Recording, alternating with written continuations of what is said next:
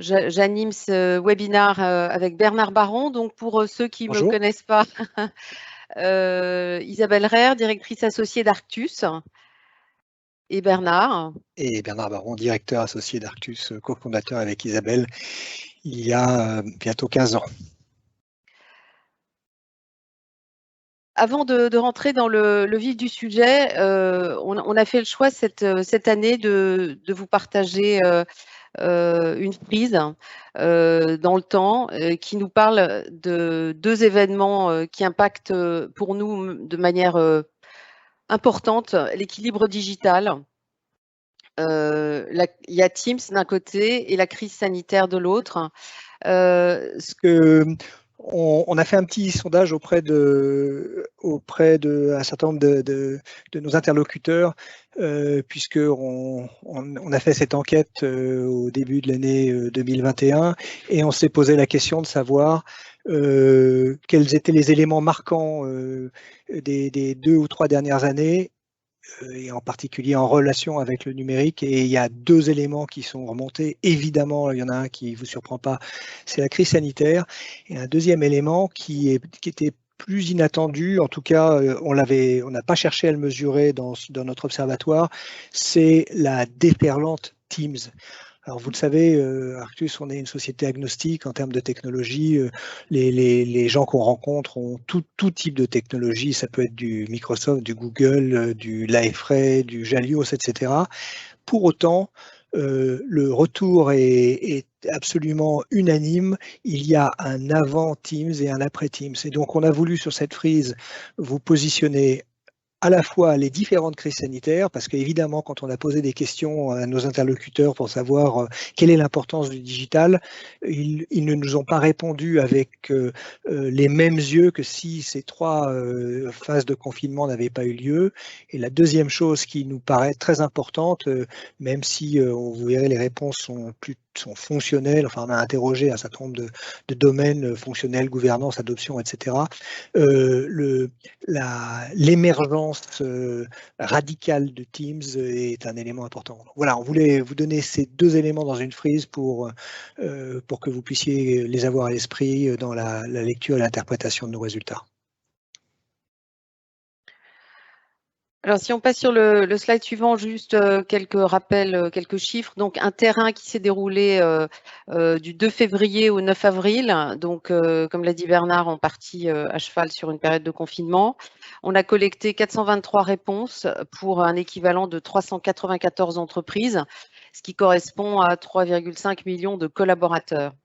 Donc, nous avons abordé les thématiques des enjeux de la transformation digitale.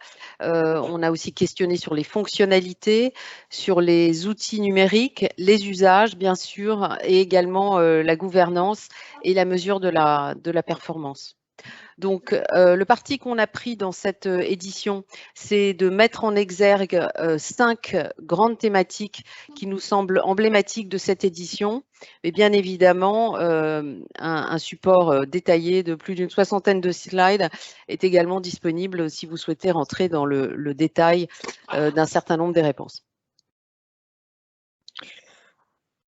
Donc, le profil des répondants, il est classique. On a toujours à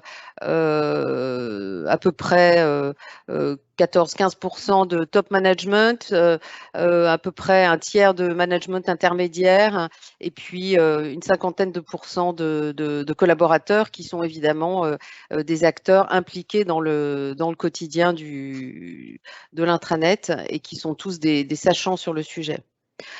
Les secteurs d'activité, alors ça c'est un poids qui est très stable d'une édition sur l'autre, et ça depuis de nombreuses années, donc ça garantit une bonne comparabilité des données.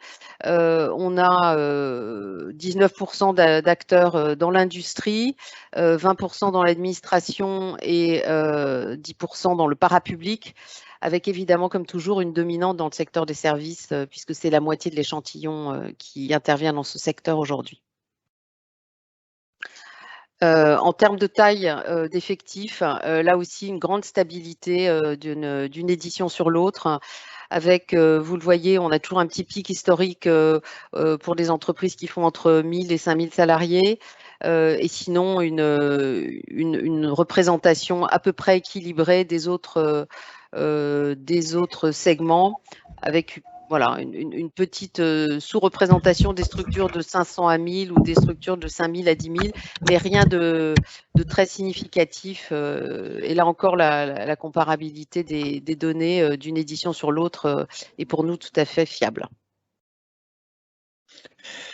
Alors le premier sujet sur lequel on a travaillé, c'est l'efficacité opérationnelle. Donc on s'est posé la question de savoir bon, à quoi ça sert ces dispositifs, qu'on les appelle intranet, digital working. On va voir que le nom importe peu, ce qui nous intéresse, c'est ce qu'on offre comme service. Et donc efficacité opérationnelle, le premier élément. Donc, si on regarde la question qu'on a posée, c'est selon vous, quels sont les 3 principaux enjeux du digital pour votre entreprise? Donc, on a une question sur les enjeux pour l'entreprise et puis qu'est-ce que ça peut apporter aux collaborateurs.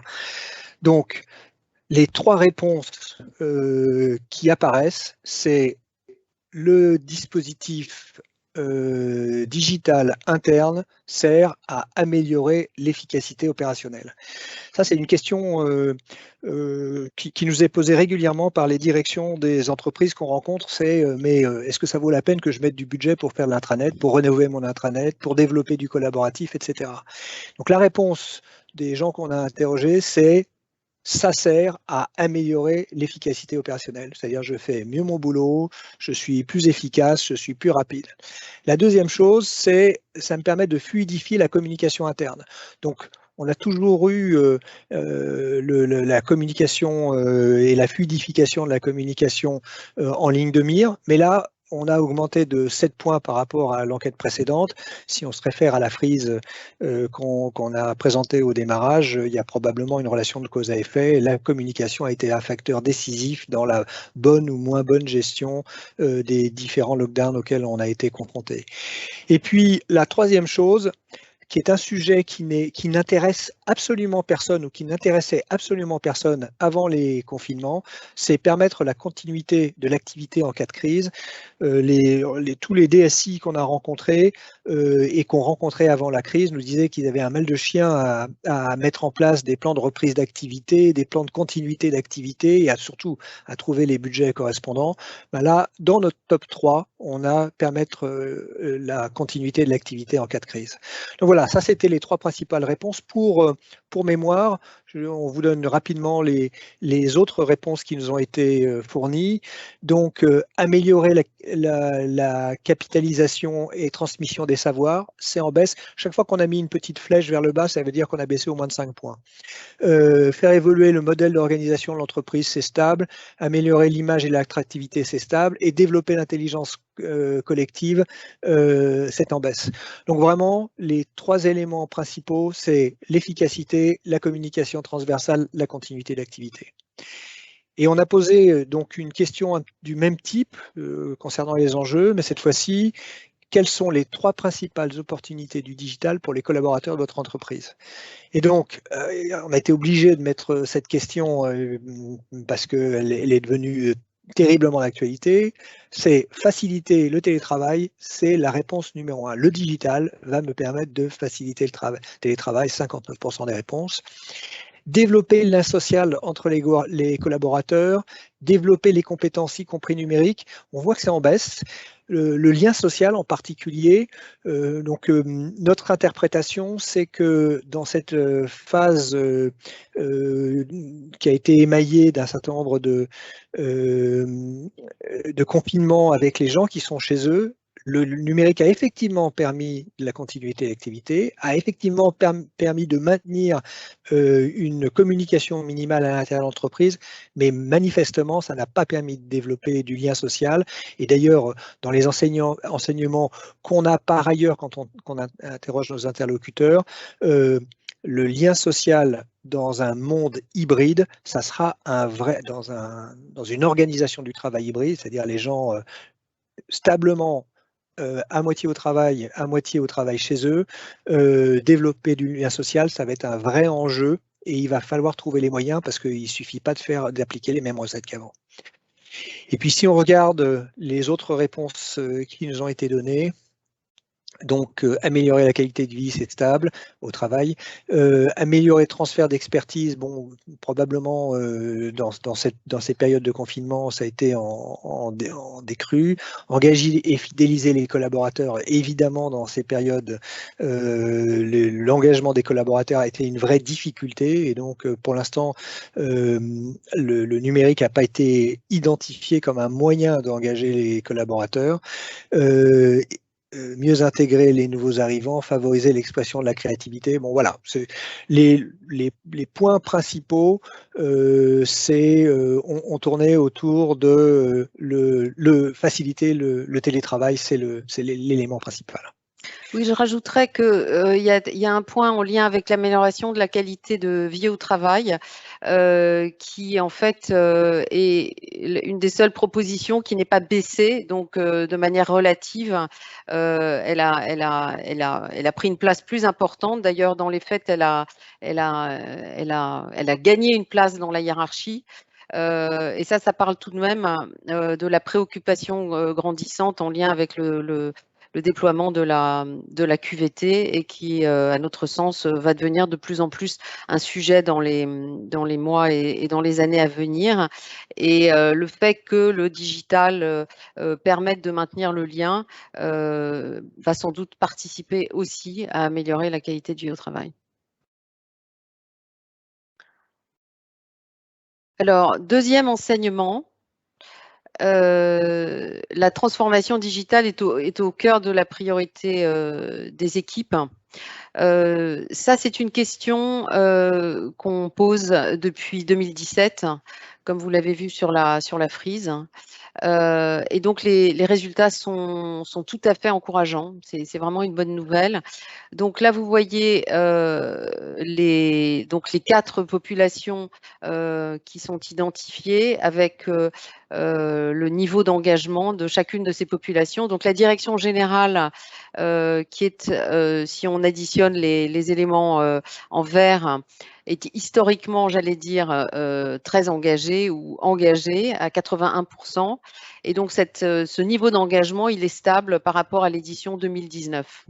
En revanche, on note un mouvement de progrès très significatif chez les managers, particulièrement chez les managers opérationnels, donc les managers de proximité, qui ont gagné 19 points. Et qui les amène à 80% maintenant, qui sont très proches évidemment du chiffre qu'on voit pour la direction générale. Même comportement du côté des managers fonctionnels, avec un résultat qui s'approche évidemment des 80%, mais un saut en termes de progression qui est moins significatif que celui des managers opérationnels. Vous savez que pendant le confinement, on a beaucoup dit que le top management était finalement quelque part un peu en déshérence, si je puis me permettre l'expression, au sens où sur le terrain, les équipes qui étaient amenées à travailler ensemble, eh bien, elles étaient le plus souvent encadrées par des managers, et c'est eux qui, au niveau de la team, de l'équipe, assuraient l'animation et la cohésion des équipes. Et évidemment, le digital a largement permis le maintien de cette cohésion. Et je pense que ces chiffres en attestent de manière très claire. Les salariés sont toujours les moins engagés, si on peut dire, même s'ils sont quand même désormais avec une progression eux aussi de 13 points à 69%. On peut aussi se dire que finalement, les salariés sont ceux qui utilisent les dispositifs qui sont déployés par les instances dirigeantes et éventuellement les managers, et que donc finalement ils sont plus dans une posture de suivre plutôt que de s'engager ex nihilo. Voilà, mais donc des très bons résultats qui pour nous montrent que maintenant, sans aucun doute, le digital fait partie du quotidien des entreprises et la majeure partie d'entre elles l'intègrent comme un élément de leur environnement professionnel. Alors, en complément, on peut juste rappeler que les managers sont des populations qui ont été un peu malmenés par le numérique au démarrage, puisqu'ils ont été court-circuités entre la direction et l'ensemble des collaborateurs. La messagerie en particulier permettait de délivrer des messages en direct, et donc les managers se sont posé la question de savoir quel était leur rôle.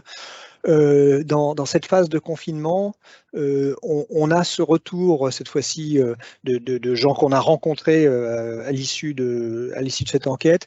Et les managers dits de proximité vont devoir s'appuyer sur le numérique pour réinventer leur rôle. En particulier, le management entre guillemets à la présence, c'est-à-dire je te vois, donc je sais que tu travailles, et puis je peux circuler dans les bureaux et te demander à la volée de façon informelle où tu en es sur tel ou tel sujet.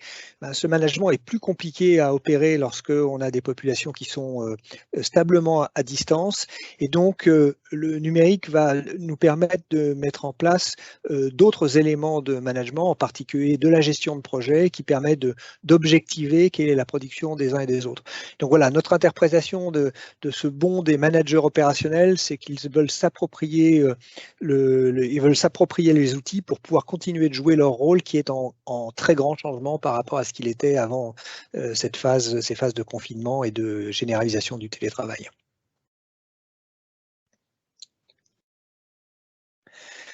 Alors le troisième sujet, c'est depuis quelques années, 2-3 ans, lorsqu'on écoute les éditeurs et les gens qui font les études de marché, ils nous disent c'est le moment de l'avènement de la digital workplace. Et les réponses qu'on a eues sur notre observatoire ne nous disent pas exactement ça. Et donc, pour l'instant, notre impression, c'est que la digital workplace n'a pas franchement décollé. Alors, le problème, c'est qu'est-ce que c'est que la digital workplace? Donc, on va regarder quels sont les éléments constitutifs de la digital workplace. Donc, les trois éléments, c'est l'infocom, le collaboratif et le social. Donc l'infocom, reste à 79% des réponses. Donc les gens nous disent, l'infocom est à 79% des réponses. Donc les gens nous disent, voilà, mon dispositif intranet a une couche infocom. Alors petit point curieux, c'est que ça, c'est en baisse d'une dizaine de points. Alors probablement les intranets ne se sont pas arrêtés d'être infocom. Probablement il y a une explication ailleurs, et on va découvrir cette explication en avançant sur l'étude des chiffres. Le collaboratif est en plein boom, il a progressé. Le social est en régression, c'est-à-dire, en fait, quand on pose la question au sein de votre entreprise, quelles sont les grandes briques, les gens nous répondent, mais ils nous répondent avec leur perception de ce que sont les briques. Et donc, une des difficultés qu'ils ont, c'est que les briques sont en train de se multiplier. Donc, on a une dispersion des outils. Et donc, c'est plus compliqué d'isoler le dispositif dans son ensemble. C'est pour ça qu'on pense que le infocom a diminué, parce que en fait, on commence à se déporter vers le côté du collaboratif, et mon dispositif intranet, finalement, il est en train d'intégrer, on a vu l'avènement de Teams, il est en train d'intégrer le collaboratif à toute vitesse. Et donc, si on avance d'un pas, on va avoir une deuxième surprise, c'est que lors de notre dernier observatoire, on avait demandé, et donc on a essayé d'identifier quels étaient les dispositifs complets, c'est-à-dire l'intersection entre le collaboratif, l'infocom et le social, et on avait 56% des gens qui nous disent on a un dispositif complet. Et aujourd'hui, on n'a que 39% des gens qui nous disent on a un dispositif complet. Alors on a regardé la validité statistique de nos chiffres, les quantités sont suffisantes pour que nos échantillons sont suffisamment équilibrés pour qu'on puisse dire que ce n'est pas un problème de statistiques. On pense qu'en fait, on est en train d'assister à un tiraillement entre, si on regarde concrètement et en anticipant un petit peu la vision du marché en termes de technologie, où Microsoft a pris une part prépondérante du marché. En fait, on est en train d'assister à un tiraillement entre le dispositif intranet classique et le dispositif collaboratif, qui va progressivement se loger dans Teams. Et donc, nos interlocuteurs, ils ne savent plus nous dire si leur dispositif intranet, il faut qu'ils incluent la partie collaborative qui s'est décalée, ou est-ce que ça continue d'être le dispositif complet. Et en fait, on assiste sur différents, quand on épluche les différents appels d'offres qu'on reçoit, on assiste à une transformation où on dit mais nos collaborateurs, ils sont connectés dans Teams toute la journée. Donc, plutôt que de les amener vers l'intranet, on va les amener l'intranet à l'intérieur de Teams. Donc, c'est quoi l'intranet? L'intranet, c'est Teams. Ah oui, mais je croyais que la Digital Workplace était en repli. Donc, est-ce que la Digital Workplace, c'est Teams? Donc, il va falloir que j'ai tout qui arrive dans Teams. Bon, voilà. Donc, là, il y a une transformation à laquelle on assiste, qui fait que, globalement, les intranets, il y a de l'infocom, il y a du collaboratif. Le réseau social est en repli parce que, manifestement, il va être intégré probablement dans la partie collaborative.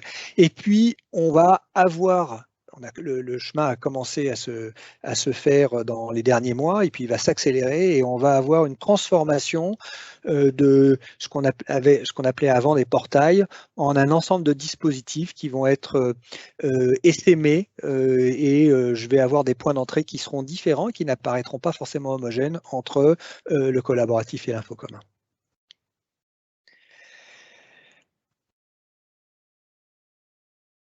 Alors, une autre indication du fait que le référentiel utilisé par les répondants pour identifier le dispositif digital avec lequel ils travaillent au quotidien a évolué, eh bien, c'est transparaît au travers de ce sujet sur la jeunesse de la majorité des dispositifs numériques digitaux. Historiquement, c'est une question qu'on posait dans nos observatoires et puis qu'on a arrêté de poser. Mais à la dernière captation qui remonte à 2015 ou 2016 plus exactement, on avait en moyenne des dispositifs qui avaient entre 4 et 7 ans.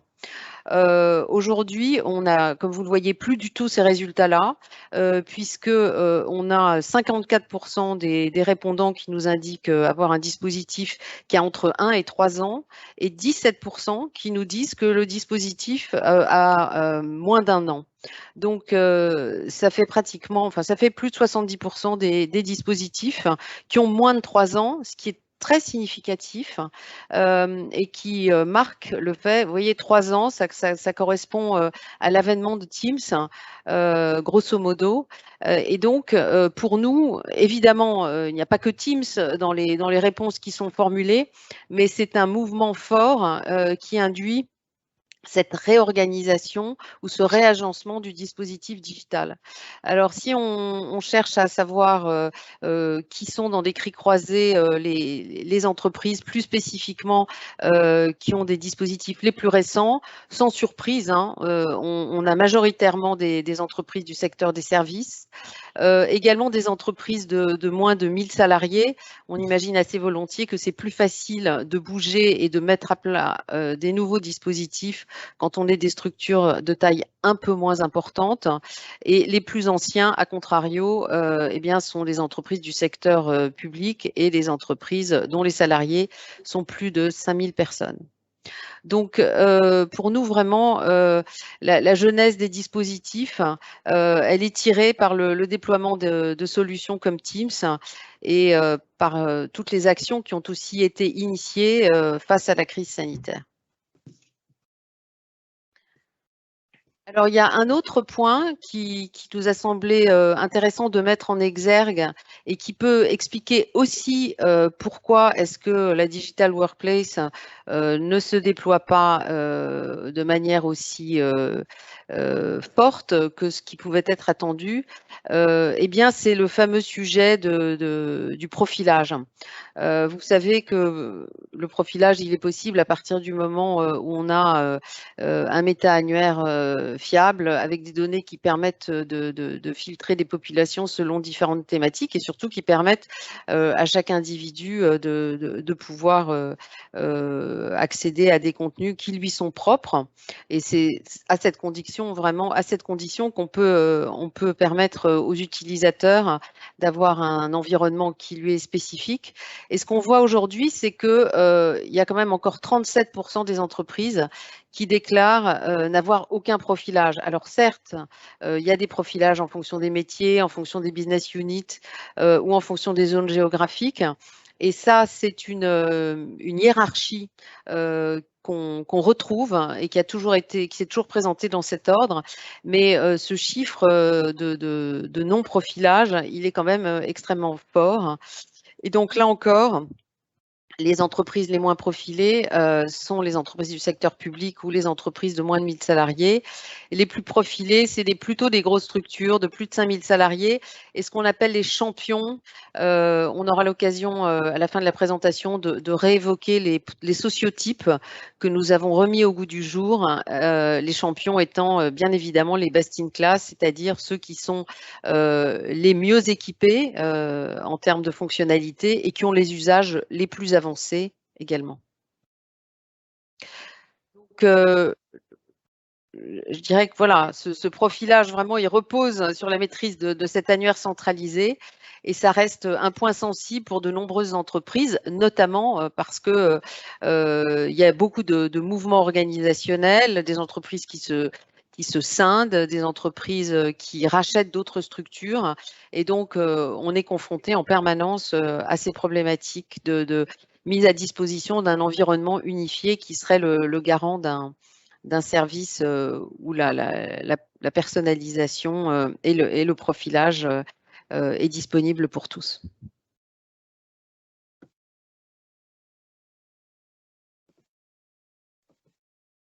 Alors, on va parler maintenant du niveau d'usage, d'adoption et des éléments qui sont liés à la gouvernance.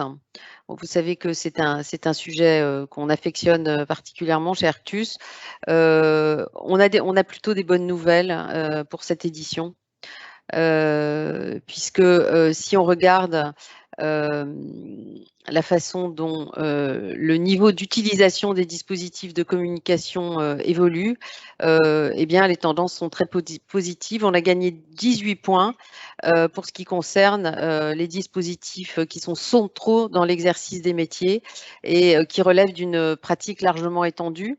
Et si on y ajoute le dispositif consulté de façon régulière, vous voyez que là aussi, on est au-delà des 70%, alors que logiquement, évidemment, les dispositifs consultés ponctuellement sont en retrait en comparaison. Donc, tous les acteurs de l'entreprise, bien évidemment, n'ont pas les mêmes besoins en matière d'information. Et il est évidemment important de travailler les contenus en fonction des supports de consultation. Et pour nous, le fait qu'il y ait une croissance continue, l'usage des dispositifs de communication, il est lié au fait qu'on voit de plus en plus la prise en compte de ce qu'on appelle les deskless workers, où les situations de consultation du contenu ne sont évidemment pas les mêmes et qui pour nous participe du fait de l'évolution positive de ces tendances dans la consommation des contenus. L'autre point positif, eh bien, c'est une activité croissante au sein des espaces de communication, puisque vous voyez que on note que les contenus sont actualisés régulièrement sur toutes les données de la plateforme dans pratiquement 50% des cas et il y a une multiplication quasiment par 2 de ce chiffre. Donc pour nous, l'investissement qui est fait dans la qualité du contenu et dans le partage se justifie par le fait que ces espaces de communication sont devenus des lieux de travail quotidien. Et donc, ça confirme le rôle évidemment fédérateur de l'intranet et également sa vocation à véhiculer la culture corporate et toute l'information à valeur ajoutée qui s'agrège dans le cadre du fonctionnement des différents métiers. Alors, si on essaye d'évaluer le niveau d'adoption, donc on a posé la question, selon vous, quel est le niveau d'adoption des fonctionnalités collaboratives et sociales? On a regardé la médiane, c'est-à-dire la note qui était donnée par plus de 50% oui, c'est ça, 50% des répondants. Et donc la note de 50% des répondants, c'est 7 sur 10. Donc ça veut dire que le niveau d'adoption des outils de collaboration et de réseaux sociaux est assez important.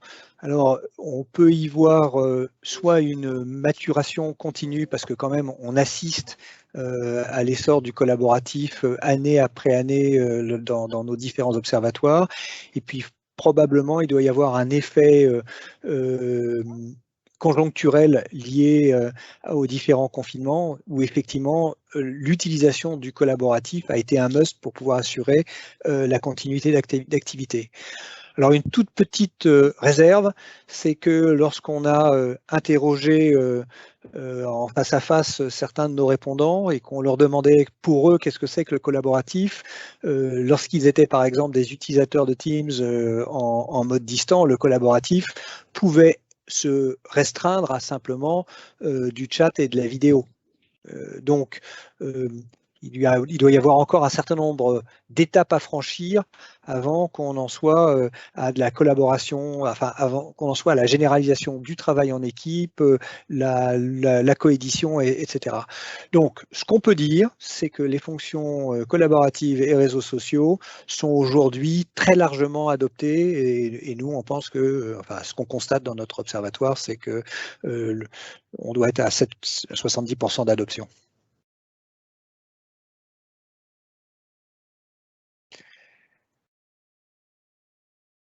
Alors, quelques mots sur la gouvernance du dispositif. Donc, la gouvernance du dispositif s'impose. Elle s'impose avec des choses très pratiques, des comités opérationnels, des instances de décision technique qui sont les éléments qui apparaissent en premier, un comité éditorial. Donc, tout ça, c'est en forte croissance.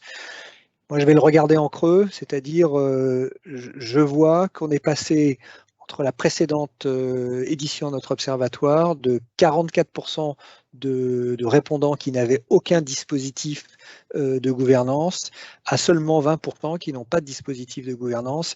Donc, on voit que ce dispositif global de communication, collaboration et réseaux sociaux est rentré dans le management stable ou stabilisé des entreprises et a commencé à prendre des formes comme les comités opérationnels, les comités éditoriaux, etc.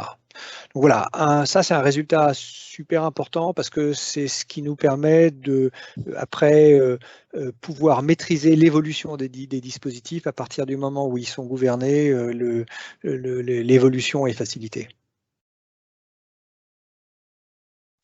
Alors évidemment, on rencontre des freins à l'adoption. L'idée là, c'était plutôt de vous restituer quelques éléments issus des verbatims. On note un manque de moyens pour assurer le déploiement. Donc ça, c'est quelque chose qu'on retrouve régulièrement dans toutes les éditions. En tout cas, les répondants qui marquent leur désapprobation nous disent que souvent, il n'y a pas assez d'engagement en termes de ressources, hein, qu'il s'agisse de réseaux d'ambassadeurs ou qu'il s'agisse de moyens. Il y a également dans certaines entreprises un manque de sponsorat de la part de la direction. Donc ça, c'est évidemment lié aussi bien au contexte de projet qu'ensuite à la culture digitale qui, bien évidemment, ne prend et ne transparaît dans l'organisation et ne se déploie dans l'organisation que dans la mesure où les directions générales sont elles-mêmes aussi impliquées et utilisatrices de ces outils. Il y a aussi une difficulté à faire percevoir le bénéfice du digital dans certains cas parce que les gens ont déployé des usages, le fameux shadow IT dont vous entendez parler régulièrement. C'est tellement plus facile de travailler sur WhatsApp. Et puis, dans un certain nombre de cas, ça ce sont des chiffres que vous pourrez retrouver dans les résultats détaillés. Il y a quand même un certain nombre d'individus, ils sont pratiquement une trentaine de pourcents qui considèrent que les outils ne répondent pas à leurs besoins. Donc, ils ne se sentent pas écoutés. Et il y a vraiment la question de comment est-ce qu'on conduit le changement et comment on amène les gens à utiliser les outils pour leur faire toucher du doigt les bénéfices qu'ils peuvent en tirer. Il y a aussi des difficultés techniques qui sont autant d'éléments qui peuvent, soit des problèmes de réseau, de bande passante, soit des problèmes de multiplicité de connexions en fonction des outils avec pas de SSO, par exemple.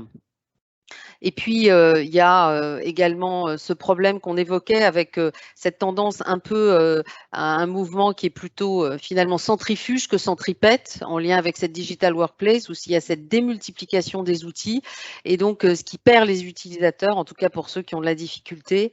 Et puis, il y a aussi le problème du changement très régulier d'outils qui mobilise ou qui irrite, je dirais, les répondants. Et puis enfin, il y a ces problèmes de culture ou de climat qui sont pas favorables. On parlait tout à l'heure des acquisitions, des fusions qui génèrent des climats sociaux compliqués, des perceptions de périmètre évolutive. Et puis, il y a des enjeux évidemment de clivage à la fois générationnel et puis en termes de maturité digitale. Donc, il y a une fracture numérique qui continue d'exister, c'est certain, dans les entreprises. Voilà, donc il y a évidemment, comme toujours, une marge de progrès significative et elle va continuer d'exister parce que comme il y a une évolutivité extrêmement rapide maintenant de cette transformation digitale, il va falloir rester effectivement actif dans l'accompagnement, dans la conduite du changement, y compris pour les gens qui sont naturellement plus agiles parce qu'on est dans une course effrénée à cette transformation digitale et à l'évolution de ces outils. Avec l'intelligence artificielle, avec le big data, il va y avoir de plus en plus de contenus, de données qui vont nous amener à devoir apprendre à travailler avec toute cette data, avec toutes ces fonctionnalités. Et même si les éditeurs proposent de plus en plus de fonctionnalités en mode no-code, mais ça va être le point qui suit, il n'en reste pas moins qu'il faut se former à l'évolution et à l'usage de tous ces nouveaux composants. Alors, dernier point sur les 5 points qu'on voulait vous présenter, c'est l'aspect technologique. Donc, on a posé évidemment aux gens que nous avons interrogés la question de mais qu'est-ce que vous utilisez comme outil? Et donc, la question précise, sur quel logiciel s'appuient vos dispositifs internes d'information, communication et collaboration? Et donc, la réponse est sans appel.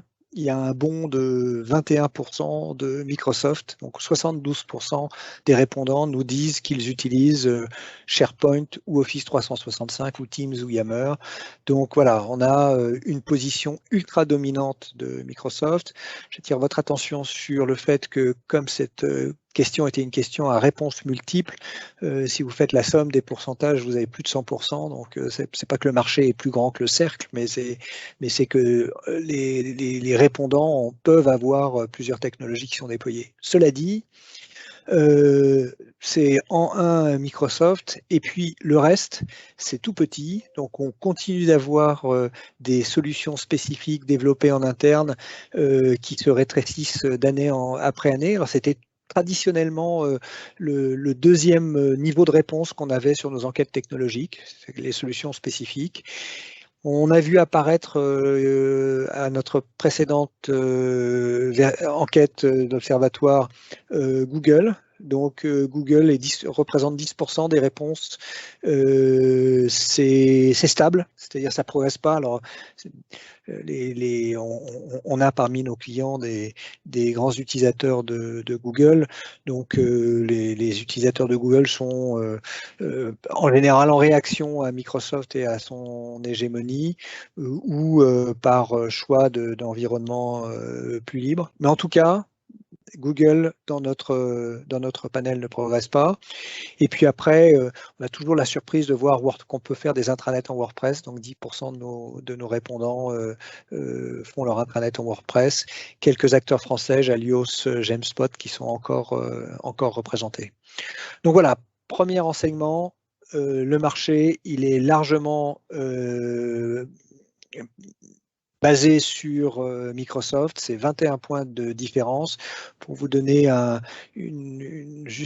pour mémoire quelques chiffres, quand Microsoft communiquait sur les usages de Teams, avant le premier confinement, on devait être à 10 millions de connexions quotidiennes mondiales. Et aujourd'hui, Microsoft dit qu'ils sont aux alentours de 150 à 170 millions de connexions à Teams quotidienne. Donc, probablement, dans ce bond qui est fait par Microsoft sur le marché, il y a un effet Teams qui est très important. Alors, la deuxième question qu'on a posée à nos interlocuteurs, c'est si vous utilisez une plateforme comme Microsoft ou Google, est-ce que vous avez déployé votre intranet tel quel ou est-ce que vous avez utilisé des surcouches? Donc, on s'est intéressé à l'avènement des surcouches logicielles et à la généralisation du no-code. Alors, qu'est-ce que c'est que les surcouches logicielles? Il y a la proposition de valeur, c'est 3 points clés. C'est j'ai Google et j'ai Office 365. En mettant une surcouche logicielle, je vais acquérir de la rapidité de déploiement. Je vais faire une réduction des budgets de réalisation. Donc nous, ce qu'on a constaté en moyenne sur ces différents outils, c'est qu'en gros, les délais et les charges de réalisation des intranets sont divisés entre 3 et 5. Ça veut dire que les budgets sont divisés à peu près dans les mêmes proportions. C'est une très bonne nouvelle parce que soit ça permet de faire des économies, soit ça permet de enfin consacrer de l'argent et de l'investissement sur le change management. Pendant les gens qui nous répondaient auparavant, quand ils engageaient 90% de leur budget sur du développement de l'intranet, ils n'avaient plus grand-chose pour accompagner leurs utilisateurs. Donc, rapidité de déploiement, réduction des budgets, mais aussi capacité à mener les projets en mode agile, puisque comme j'ai un certain nombre de composants que je drag and drop et qui me permettent de construire mes pages, je peux dire je ne fais pas de cahier des charges ou je fais juste un cadrage global de mes objectifs et je vais faire des ateliers pour développer mon intranet. Donc, capacité de mener les projets en mode agile et donc du coup, ça va conduire à une meilleure adoption parce que le produit va sortir plus vite et sera la réponse aux utilisateurs. Alors ces surcouches, pour ceux d'entre vous qui sont surpris d'en entendre parler, quelle est la visibilité sur le marché? On voit depuis 3-4 ans, les grands organismes internationaux d'études de marché, Gartner, Forrester, Clearbox un peu plus spécialisés sur les intranets, qui maintenant consacrent des parties de leurs études sur ce qu'ils appellent les intranets out of the box, c'est-à-dire les outils qui me permettent à toute vitesse quasiment d'avoir un intranet réalisé en moins de 16 semaines. C'est en général leur proposition de valeur. Un petit détail technologique, vous avez deux grandes familles de surcouches. Vous avez les surcouches qui sont autonomes, indépendantes et qui ont des connexions avec les plateformes Office 365 ou Google. Par exemple, Unili est comme ça, ou Jalios pour le marché français. Et donc, le point qui est sensible, c'est le niveau de connexion, d'interconnexion avec ces plateformes. Et puis, vous avez des surcouches qui sont simplement des éléments de présentation qui se posent sur l'environnement Google ou Office 365. Et donc là, on a un niveau d'intégration et de fonctionnalité qui est bien homogène avec la couche sur laquelle ces éléments sont posés. Et pour finir, on s'est intéressé à on a demandé à nos répondants qu'est-ce que vous utilisez. Et donc sur le marché français, sans aucune ambiguïté, le leader c'est Powell Software avec leur offre Powell 365. En 2 arrive Lumaps et puis en 3 on a à peu près au même niveau Mosaic qui est un produit français, Valo un produit islandais ou finlandais, je me souviens plus, et Busy. Donc voilà, la nouveauté, c'est je vais pouvoir réaliser mes intranets beaucoup plus rapidement, sans faire de développement spécifique, par assemblage de composants qui sont fournis dans ces fameuses surcouches. Un dernier slide avant de prendre vos questions. Ça concerne les 9 stades de la maturité digitale. Donc, un certain nombre d'entre vous qui nous suivent depuis un certain temps, vous êtes familiers des sociotypes. Donc, on a fait évoluer en fonction des éditions et on a décidé de relancer cette segmentation en 9 stades de maturité digitale au travers de la métaphore du jardinier cette fois-ci. Donc, ce que vous voyez en abscisse, c'est la richesse fonctionnelle du dispositif qui se matérialise par le niveau d'équipement du jardinier. Donc, quand il est débutant, évidemment, il a juste un outil. Quand il est champion, il est beaucoup plus équipé. Et le niveau d'usage, lui, se matérialise par l'état de la végétation, donc qui se représente par juste une petite pousse quand on est débutant et qui est représenté par un jardin foisonnant quand on est champion. Donc, ce qui nous intéresse ici, c'est de regarder toujours cette diagonale vertueuse, hein, c'est-à-dire pour nous, quand on a un équipement fonctionnel modeste, ça fait du sens d'avoir des usages modestes, alors que quand on a un niveau sophistiqué d'équipement, s'il est utilisé à plein, eh bien alors on est champion. Donc, les dispositifs des débutants, des efficients et des champions totalisent pratiquement 60%, 59% très exactement. Et donc, on peut considérer qu'aujourd'hui, si on lit ce slide, on a à peu près 60% des dispositifs digitaux qui sont utilisés à la mesure de l'équipement qui est proposé. Ensuite, comme toujours, on a les atypiques et les technophiles qui sont par définition marginaux, voilà, donc c'est normal d'avoir ces pourcentages très faibles. Et puis on a des réserves de progrès chez les prévoyants qui se sont bien équipés mais qui n'ont pas encore déployé un usage à la mesure du niveau d'équipement. Et à l'inverse, voilà, les astucieux tirent tout bénéfice du dispositif qui leur est proposé et eux, ils sont prêts à passer à l'étape supérieure, de même que les aguerris. Donc, ce qui va nous intéresser évidemment, c'est de regarder comment ces éléments évoluent pour l'édition 2023, puisque je vous rappelle qu'on a désormais un observatoire qui est biennal, dans la mesure où on considère qu'on a besoin d'un peu plus de temps pour voir des tendances évoluer de manière significative. Et le tempo et l'événement lié aux dernières évolutions sanitaires a bien confirmé l'intérêt de ne pas prendre le pouls tous les ans. Voilà ce qu'on pouvait dire de manière synthétique sur ce rapport. Si vous souhaitez bien sûr la version détaillée, je le redis, n'hésitez pas à le télécharger. Et je vous propose maintenant nous vous proposons de répondre à vos questions si vous en avez pour les 10 minutes qui nous restent.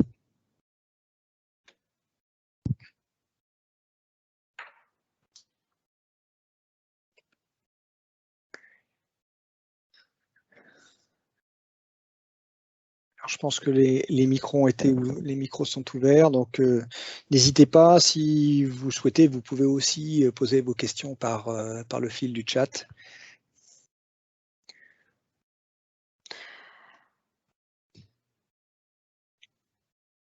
En tout cas, on va continuer bien sûr de mener des enquêtes.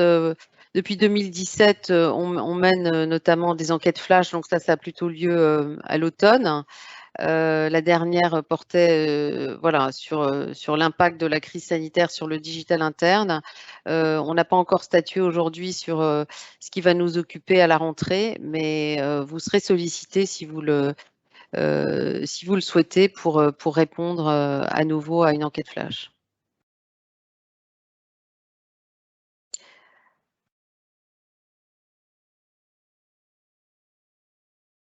Alors, l'arrivée de Viva de Microsoft va-t-elle encore bouleverser ce paysage numérique?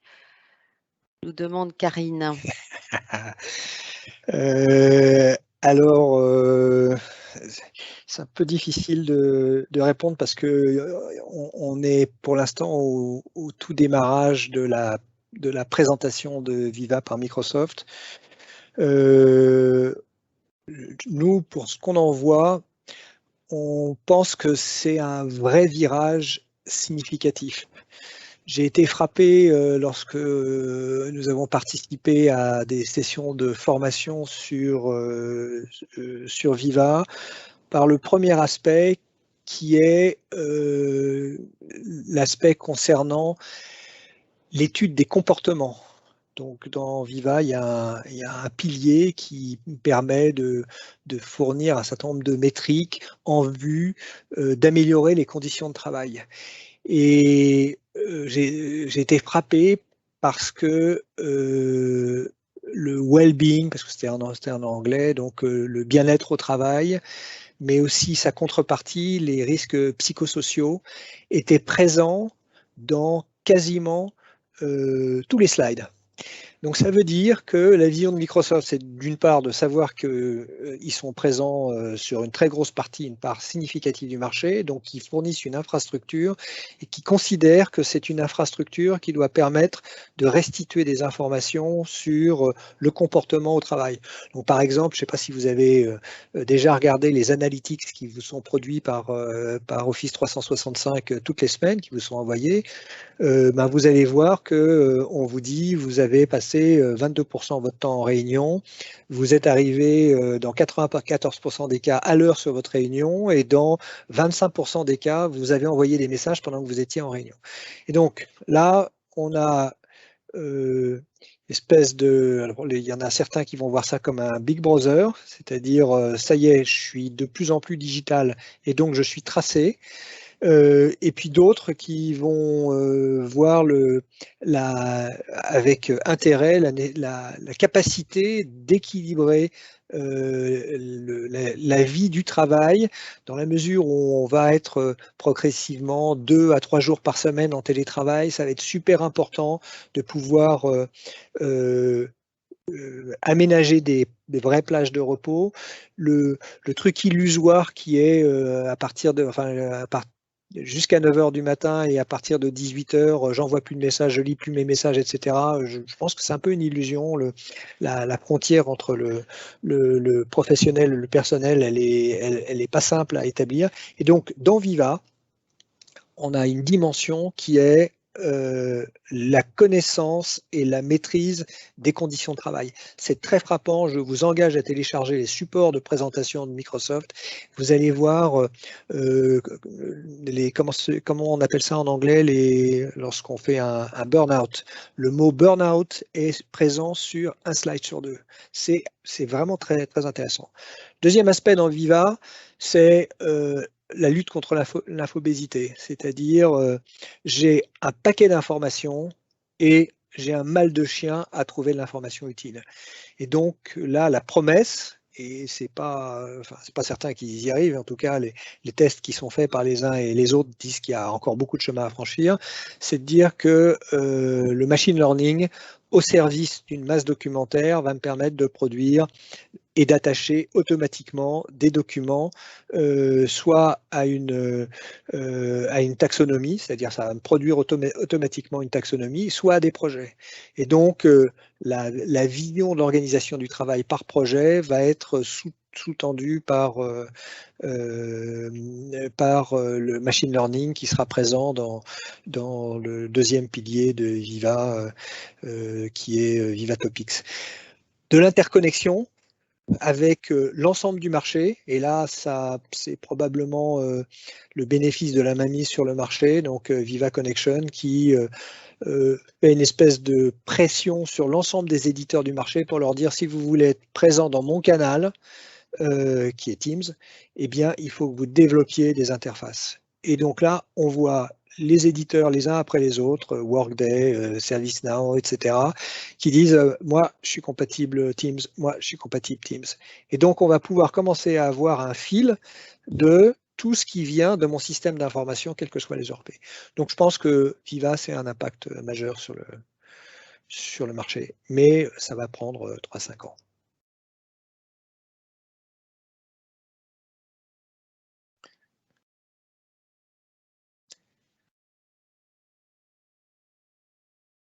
Je vous en prie.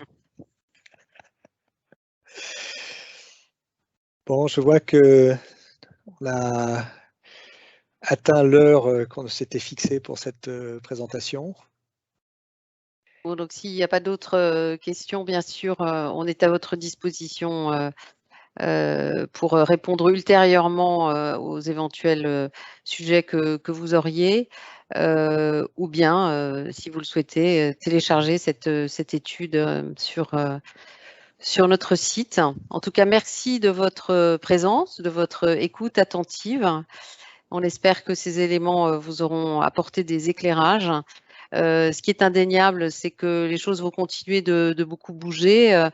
Bernard a répondu à cette question en lien avec Viva, mais Teams, ne serait-ce que Teams lui-même, va apporter aussi beaucoup de bouleversements, puisque certaines personnes sont en train de prendre conscience du fait que potentiellement, quand on met en place Teams dans l'entreprise, on peut générer des canaux de communication, des conversations, des échanges qui sont en dehors du cadre de l'intranet. Et donc, c'est toute cette question de savoir où commence l'intranet, où il finit et quelle gouvernance mettre en place pour s'assurer de pouvoir avoir une coexistence compatible et bénéfique entre tous ces dispositifs. Et je pense que ça va vraiment être une vraie préoccupation dans les mois à venir.